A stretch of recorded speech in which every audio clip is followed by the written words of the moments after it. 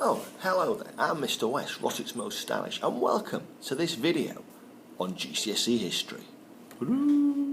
Okay, so today we're looking at the revolt of Earls Edwin and Morcar in 1068, and it's part of a series of rebellion, revolt lessons to do with William, and as such I've put on this hat for largely no apparent reason. So, why is it hard to describe these the revolt of Edwin and Morcar as even a revolt or a rebellion? Because, well, so little happened really, okay? Not a lot happened before William kind of headed north and put an end to the rebellion. So it's difficult to describe it as that. It's almost a little bit like a test case, as if they were just trying to feel William out, see what he's going to do, see how serious he was.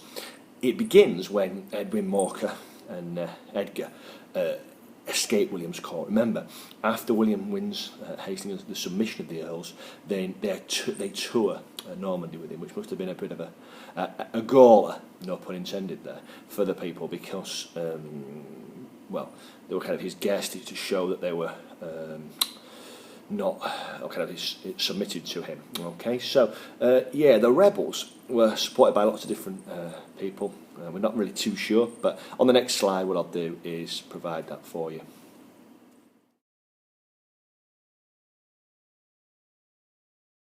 So I guess the big question is then, why did Edwin and Morcar take the risk of rebelling against William?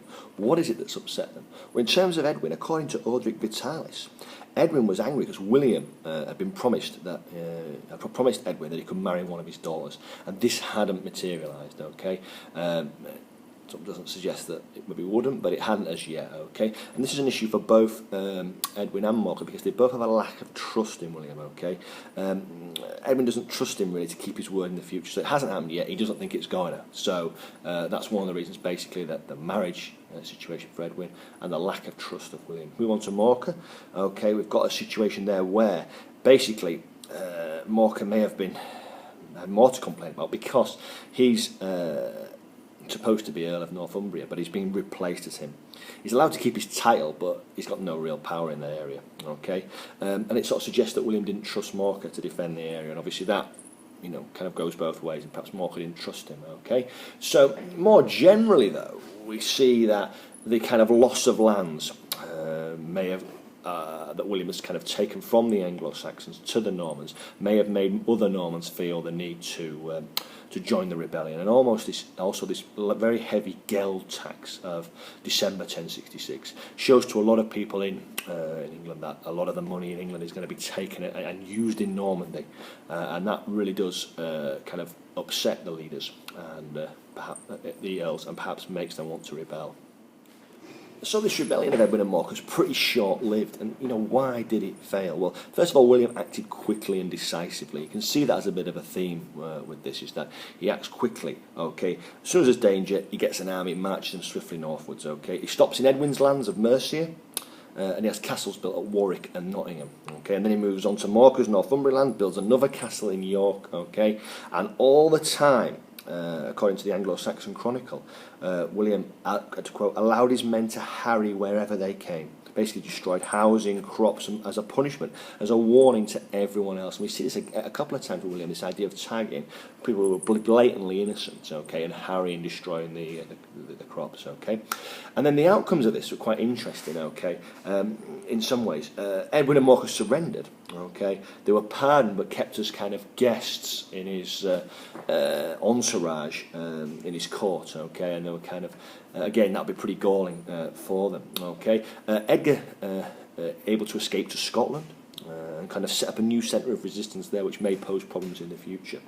And one of the many things, well, they maybe surrendered so quickly because they were just kind of testing William, seeing what his reaction would be. Would he give in? Would he allow them to have the lands that they wanted, or was he going to act decisively? So maybe they were kind of, the outcomes were, they surrendered so quickly because actually they saw, well, actually William was acting decisively here. We found out what we need to know, okay? And the rebels weren't actually that united either, okay? They weren't that united. Edwin and Morcar were after their own things, and it's not like you've got a group of people who all want the same thing. They're not united, and therefore it's easy when William puts a show of strength in for them to sort of melt away and worry about their own agendas and look after their own necks, really, okay?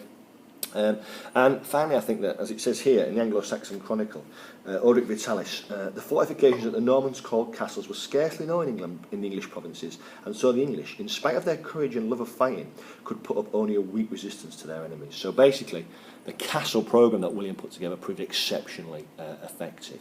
What we'll do now is just have a look at the slide with the 5 main reasons from the textbook, which is going to come up in each one of these videos, and see if we can advance another reason why it failed. Okay, so when we're considering then why is it that the rebellion failed, obviously you've got to look firstly at William's actions, okay? He's decisive, he deals with them, and I think that certainly would be one of my reasons, one of my answers, okay?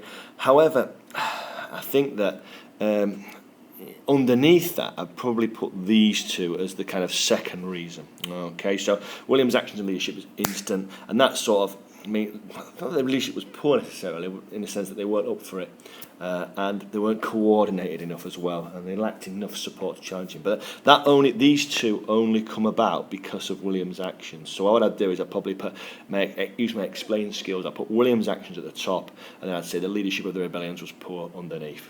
Okay, along with the rebellions were not coordinated. Okay.